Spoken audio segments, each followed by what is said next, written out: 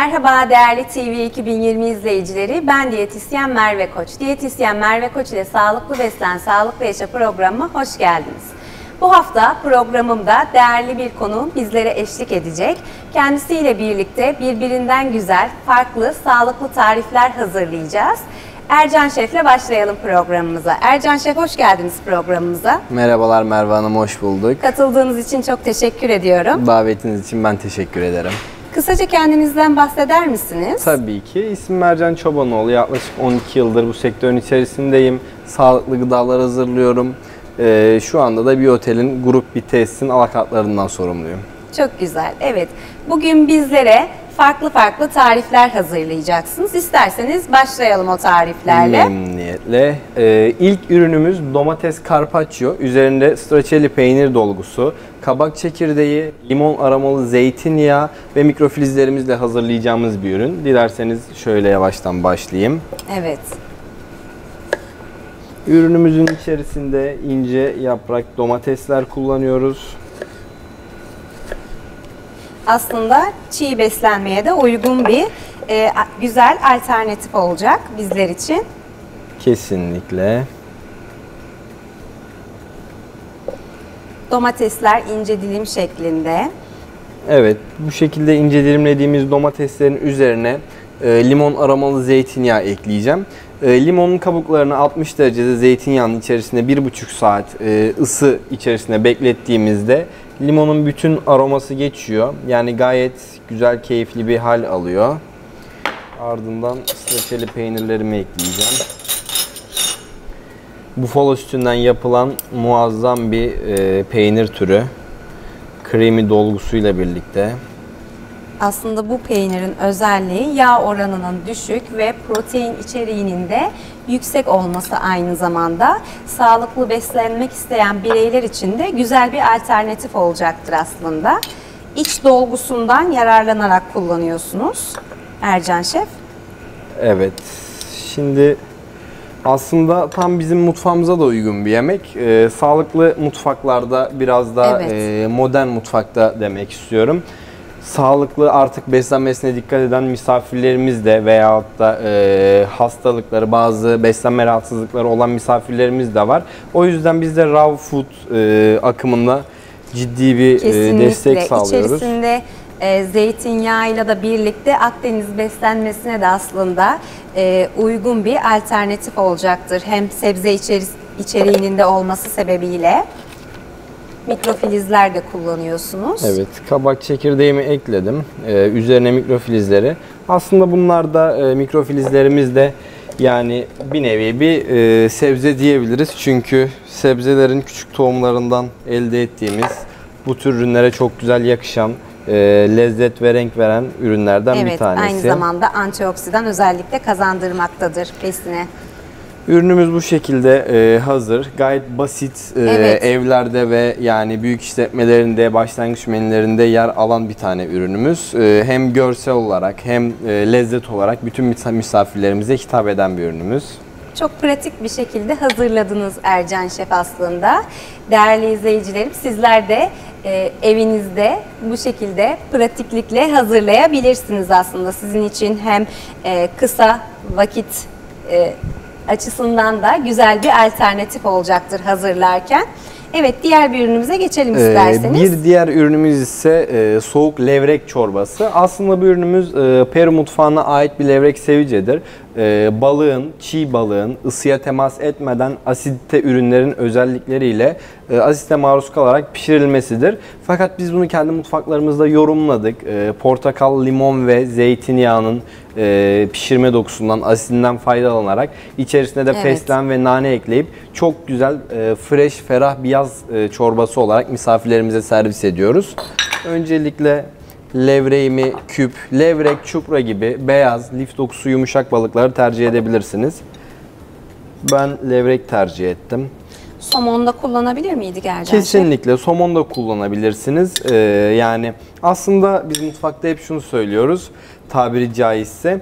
Neyi nasıl seviyorsanız onu bir şekilde yapabilirsiniz. Yani yemeğe uyarlayabilirsiniz. Çünkü asla sınırı olmayan bir iş, yaptığımız iş. Levreğimin üzerine asidite dokusunu vermesi için limonumu sıkıyorum.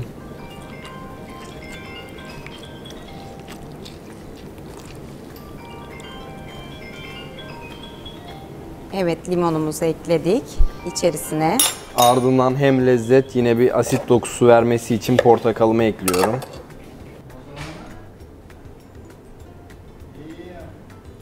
Evet, portakalımızı da ekledik içerisine. Portakal hem lezzet olarak hem de asit gücü yüksek olduğu için hem onu pişirecektir hem de çok keyifli bir lezzet dokusu verecek. Ardından içerisine biraz da zeytinyağı vereceğiz. Yumuşak bir doku olmasını sağlayacak. Evet. Ardından kaşığımızla harmanlayıp bir diğer servis tabağımızın içerisine aktaracağım. Levrek parçalarını çok küçük doğradığımız için zaten limonda, portakalda asit gücü yüksek ürünler olduğu için yaklaşık bunu 2 dakika içerisinde pişirecektir. Yenilebilir kıvama getirecektir. Biz de bunun yine aromasını daha güçlü hale getirmek için içerisine fesleğen ve taze nane kullanacağız. Çok müthiş bir şey yakışıyor. Yani ben lezzetini çok uyumlu buluyorum taze nane ve fesleğenin bu yemeğe. Ben de siz hazırlarken merakla izliyorum aşama aşama olarak da. Aslında protein içeriği de yüksek olduğu için öğün olarak da tercih edebileceğiniz bir çorba olacaktır. Şimdiden bile kokusu inanılmaz bir şekilde, keyifli bir şekilde gelmeye başladı. Aslında gayet basit, keyifli bir ürün. Evet, son buram derece buram fesleğen kokusunu da aldık. yaz aylarında da tüketebileceğimiz bir ürün. Yani aslında insanlarımız çiğ balık gibi baksalar da işin aslında çok küçük parçalarda doğradığımız için limon ve portakal bunu hani pişiriyor. Yani dilerlerse izleyicilerimiz evlerinde bile somonun veya herhangi bir balığı pişirirken üzerine bir dilim limon koyduğunda 2 dakika sonra geldiklerinde o bölgenin asitten beyazladığını görecektir zaten. Yani asitle pişiyor ürünümüz. Bir nevi pişme işlemini gerçekleştirmiş oluyoruz.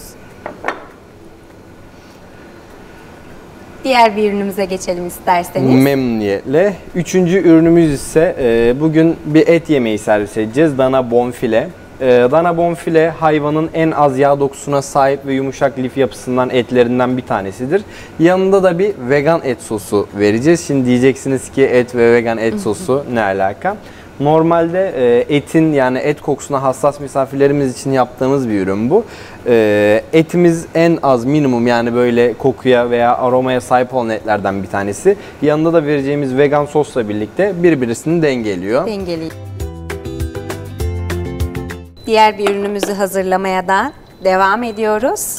Diğer ürünüm için tavamı ocağıma alıyorum. Tavam ısınırken minimum bir zeytinyağı kullanacağım. Tavamın dibinde etimi mühürlemek için. Ve bir iki parça fesleğen yaprağı atacağım. Yağ aromasını bırakması için ve ete keyif vermesi için. Tavam biraz ısınacak. Ardından etimi ekleyeceğim. Birazcık soteleme işlemi gerçekleştireceğiz aslında. Evet, şimdi zaten etimi ekliyorum. soteleme yaparken de katı yağları kullanmadığımız takdirde sağlıklı yağları kullanmamızda, tabii ki de porsiyon kontrolüne de dikkat ettiğimiz sürece kullanmamızda hiçbir sakınca yoktur aslında. Aynı zamanda zeytinyağının zaten kalp sağlığı üzerinde olumlu etkileri bulunmaktadır. Burada da etin bir taraftan mühürlenirken ben sosumu hazırlayacağım. Sosumuzun içerisinde istiridye mantarı kullanıyoruz. Soya sosu ve badem sütü kullanıyoruz. Aslında mantarda yapısı ve dokusuyla eti bize andıran bir ürün.